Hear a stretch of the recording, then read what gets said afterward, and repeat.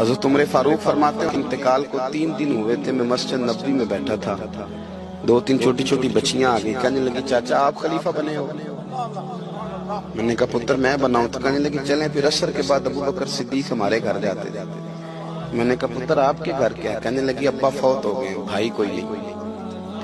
हमने ना बकरियां रखी हुई, वो रोज असर के बाद आते थे, बकरियों का दूध धो के हमें दे जाते थे, कुछ पी लेती थी, कुछ बेच के गुजारा कर लेती।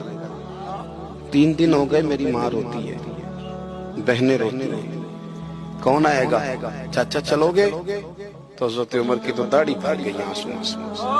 चद्दर उठा के कंधे पे रखी, बेटियां आगे आगे, उमर पीछे पीछे।